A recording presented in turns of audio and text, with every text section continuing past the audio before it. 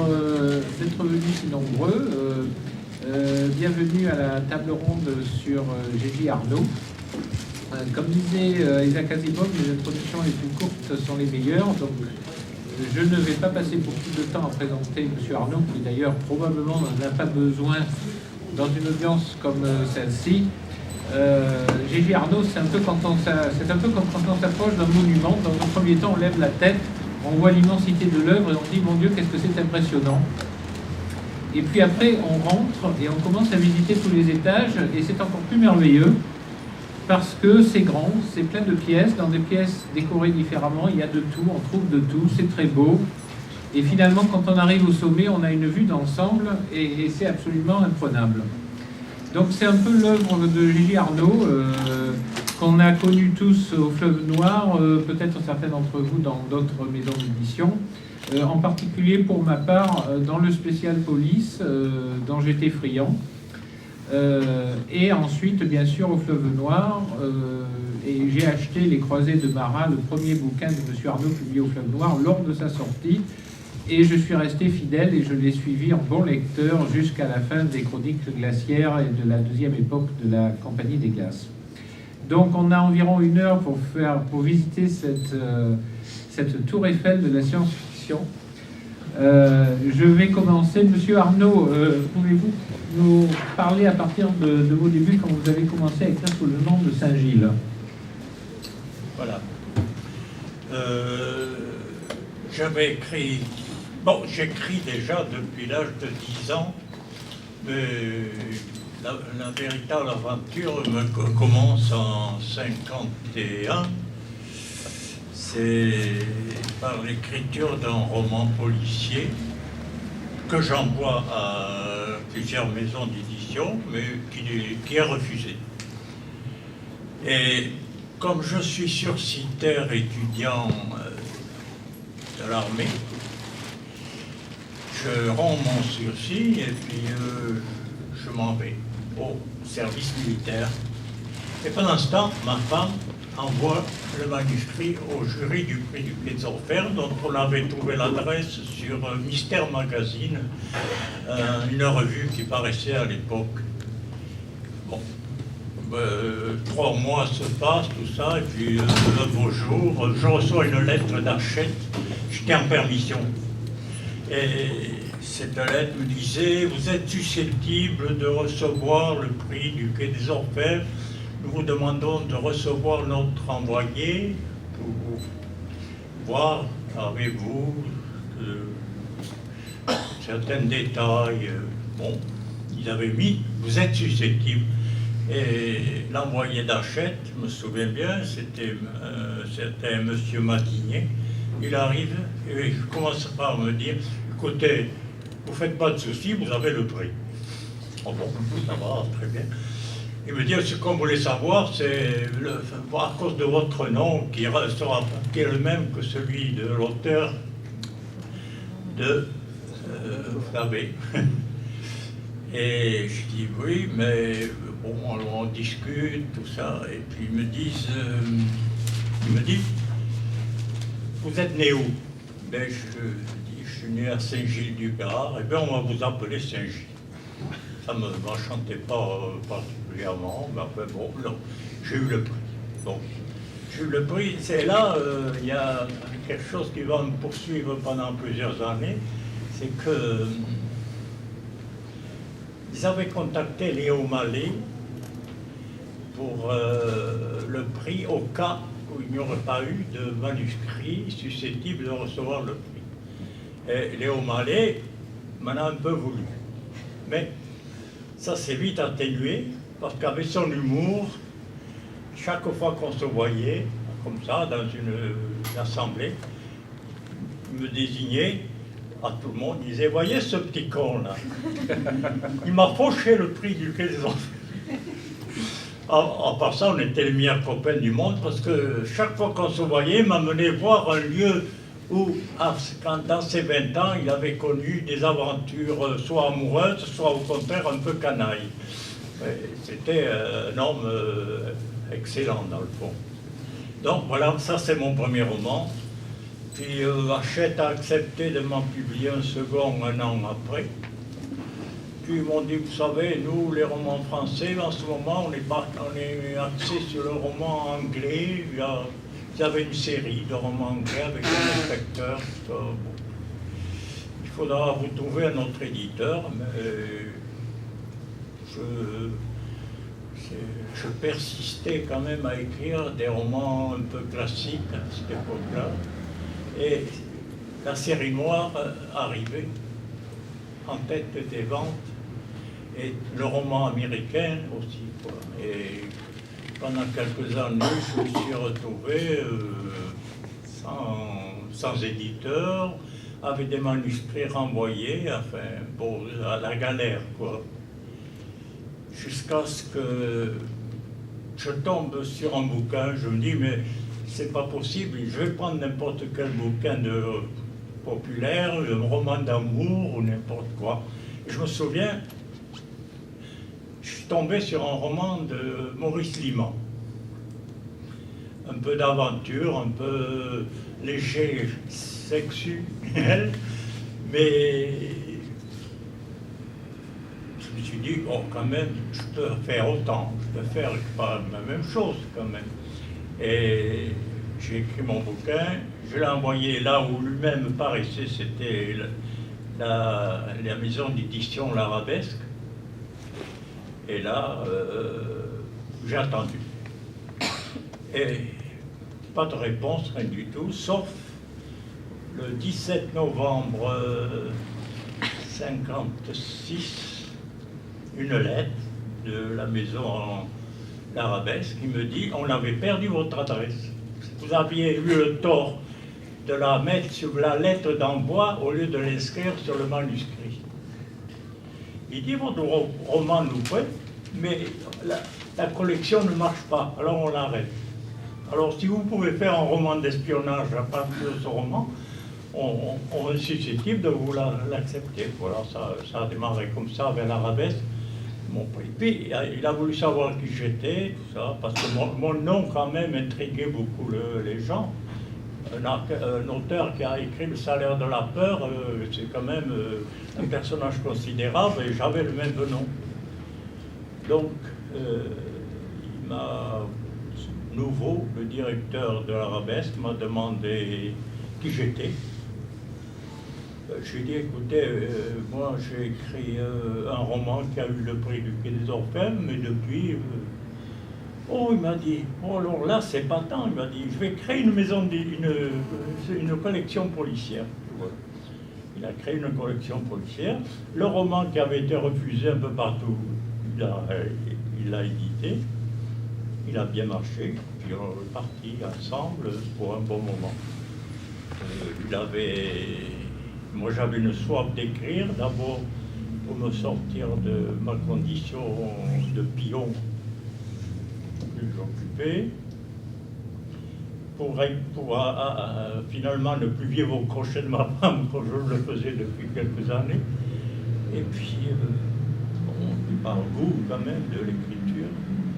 Et ça a marché. Il m'a demandé d'écrire des romans d'espionnage, des romans légers, des romans plus érotiques. Bon, j'ai fait.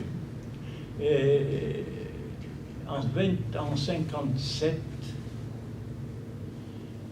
je me suis lancé complètement dans toutes les collections.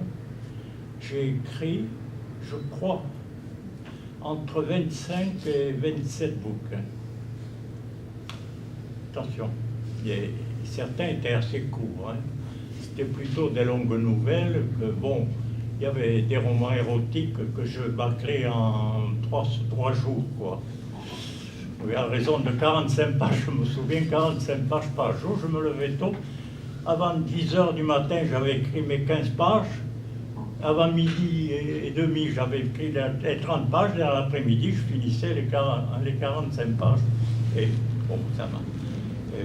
tout marchait à peu près, mon éditeur était content, ça a duré quand même quelques années. Puis un jour, il m'a dit, oh, tu te rends compte, le fleuve noir, ils vendent en espionnage, ils vendent 150 000 exemplaires, et moi je ne vends que 30 000 exemplaires, c'est déjà pas mal quand même.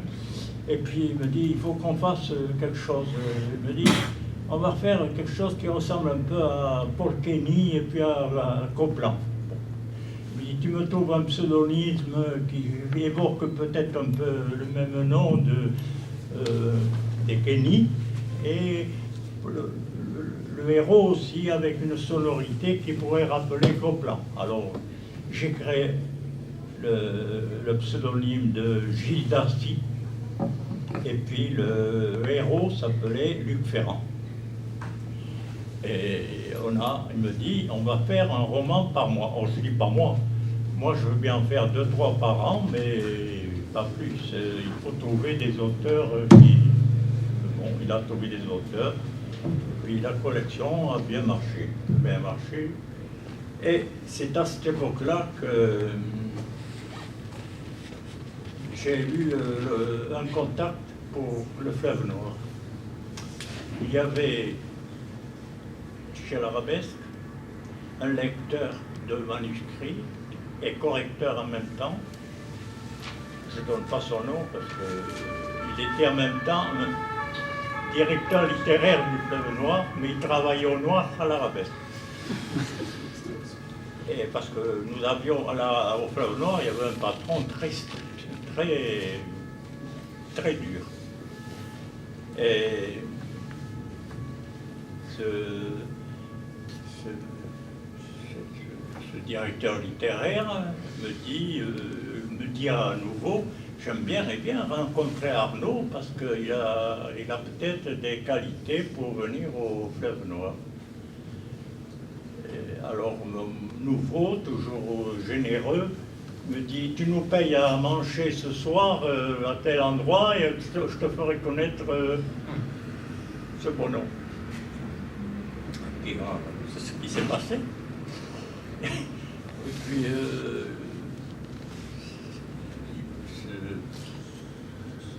ce directeur littéraire me demande si je suis capable d'écrire un roman d'1 million de signes.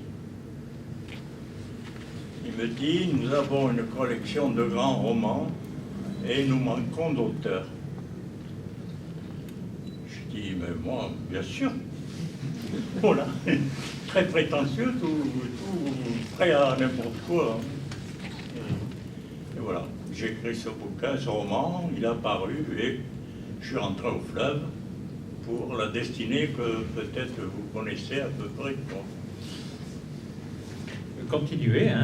Bon. C'est un roman feuilleton. Alors, j'ai eu la chance j'écris des romans, des gros romans, et puis j'ai commencé à écrire des policiers. Il y en avait un qui était Virus, le premier. Il a eu la chance d'être adapté à la radio, et le second, L'éternité pour nous, a été acheté par Benazera, grand spécialiste de l'érotisme au cinéma, pour faire un film. Il vient de mourir d'ailleurs, Benazera. Fait, dans Libération, il commence l'article nécrologique par l'éternité pour nous, en référence à mon beau. Et le fait que j'ai vendu tout de suite un bouquin au cinéma avec mes premiers, ça m'a ouvert complètement la porte du fleuve. À partir de ce moment-là, j'ai quand même eu ce que je voulais. J'ai pu écrire, et puis vous savez, c'était une maison qui vendait beaucoup. Elle vendait peut-être moins que ce qu'on voit, parce que nous avions, le patron s'appelait De Caro, et il nous payait sur le tirage, mais pas sur les ventes. Il disait qu'il tirait à 100, par exemple les espionnages, il disait qu'il tirait à 120 000, mais peut-être qu'il n'en vendait que 70 000, 80, mais pour la presse, il en vendait 120 000. Et c'était une sorte de publicité abusive, quoi. Mais ils nous payaient sur les 100 000. Bien sûr, en polar, c'était 42 000. Donc, mon but, c'était quand même de pouvoir écrire des espionnages, étant donné le tirage qu'ils connaissaient. Et tout était occupé par les auteurs, vieux auteurs du début. Là, je sais pas, le Fleuve Noir a dû commencer dans les années 50, et il y avait quelques auteurs qui tout de suite sont devenus les rois du roman d'espionnage, quoi. Il n'y avait pas moyen d'accéder tout de suite à la collection. Il a fallu que je profite de, je ne sais pas quoi, s'il y avait eu un malade ou une défection, je ne sais pas. J'ai eu mon premier espionnage, puis voilà. Puis ça a continué. Mais au début, j'ai joué le jeu. Je le dis tout de suite, je suis un homme de gauche. J'ai quand même joué le jeu qui était à la mode au Fleuve Noir, anticommunisme, anti-russe, anti-ci, anti-là, anti-gauche, enfin tout ce qui est... Bon. Et puis, un beau jour, j'ai osé faire un roman anti-Ferrand. C'est passé comme une lettre à la poste. Mais alors, vraiment, je ne m'attendais pas, il n'y a pas eu de résistance, il n'y a rien, il n'y a pas de... Alors j'ai continué dans cette voie, c'est-à-dire... Une précision, quand vous avez commencé dans l'espionnage, est-ce que c'était tout de suite avec le personnage du commandeur, ou est-ce que vous l'avez introduit après, en fait? Non, non, il y a eu d'abord le personnage du commandeur, oui. Donc il était... Donc quand vous avez changé d'orientation quand politique... j'ai commencé, le personnage du commandeur appartenait au service secret de la marine américaine. Oui. Bon, je vais vous dire quelque chose. J'ai écrit à l'image de ce qui se faisait dans le... Et je le trouvais emmerdant. Je me suis dit, il va falloir trouver quelque chose parce que je ne peux pas vivre avec des héros de ce genre. Et un beau jour, j'ai trouvé une vieille dame, la maman, qui avait été la victime. Toute sa famille avait été exterminée par la mafia américaine et elle était partie en guerre contre à peu près tout le monde. Et à ce moment-là, le commandeur a changé de service. Au moment où Pinochet arrivait au pouvoir, il a eu comme un sursaut d'honnêteté. Il s'est rendu compte que le boulot qu'il faisait au Chili, c'était pour mettre Pinochet en place. Et là, il a changé complètement. Il a rejoint un sénateur. Je ne sais pas si ça existe, mais enfin, il y avait un sénateur qui s'occupait des droits de l'homme. Et il a rejoint ce sénateur, et à partir de là, ses missions ont complètement changé, avec l'aide de cette dame qui était très dangereuse. Elle avait un sac à main énorme, et dedans, elle n'avait pas d'armes interdites, mais elle avait un machin qui jetait du poivre, elle avait un vaporisateur plein d'acide, enfin elle avait des tas de trucs à elle pour se défendre, et pour attaquer aussi, parce qu'elle attaquait. Donc, j'étais heureux parce que là, j'avais mon personnage quand même. Même si parfois, la maman pouvait apparaître comme un second couteau, malgré tout, elle était importante. Et j'étais heureux de travailler sur ce personnage. Et le commandeur devenait un peu plus humain quand même. Il était moins rigide. Il avait quelques aventures amoureuses. Et ça commençait à devenir un peu plus intéressant pour moi. Voilà. Bon, des espionnages, j'en ai écrit une 90, je crois, des polars aussi. Dans la collection Spécial Police, il n'y avait pas de héros récurrents? Non, non, j'écris pas de romans vraiment policiers, en ce sens que moi, ce qui m'intéresse, c'est de partir de gens très simples. Tenez, par exemple, un des derniers bouquins qui a été réédité par Plon, c'est Noël au chaud. Dans Noël au chaud, c'est une dame qui vit toute seule, qui n'a pas beaucoup de moyens et qui est harcelé par les voisins parce qu'il y a un projet de lotissement et puis sa propriété empêche la création, elle ne veut pas vendre et tout le monde la déteste, enfin, etc. Et elle, qu'est-ce qu'elle voit? Elle voit sa copine préférée qui vit dans sa famille avec son fils, sa belle-fille, sa petite-fille. Elle est gâtée, chaque matin son fils lui porte le café au lit et elle est bien chauffée. Et mon héroïne à moi, elle vit misérablement et elle souhaiterait que quelqu'un s'installe chez elle, lui apporte le café le matin, la bichonne, etc. Donc elle finit par devenir meurtrière pour arriver à ce but. Voilà, voilà le genre d'histoire que j'aimais écrire. Bon, par exemple, j'ai écrit d'autres bouquins aussi. J'ai écrit Le Coucou, c'est mon préféré. Le Coucou, c'est un homme. J'ai écrit ce bouquin à une époque où c'était rare qu'il y ait des hommes de ménage. Il y avait eu un article dans Le Monde qui m'avait intéressé. Pour moi, j'ai vu là un personnage qui, le matin à 4 heures, pénétrait dans des bureaux de société pour mettre de l'ordre, pour tout balayer, aspirer, surtout vider les corbeilles à papier. Et comme c'était un bonhomme un peu curieux, dans les corbeilles à papier, il retrouvait des choses qui pouvaient le guider, qui pouvaient lui apprendre un peu ce qui se passait dans les bureaux dans la journée. Par exemple, bon, il trouvait un mouchoir taché de rouge à lèvres, ou bien un préservatif, ou bien un reste de déjeuner, enfin, et ça, il reconstituait la vie des gens. Mais en même temps, il avait l'impression, dans certains bureaux, qu'il y avait un mystère. Bon, il a trouvé ce mystère, puis ça fait l'histoire, une histoire criminelle, quoi, voilà.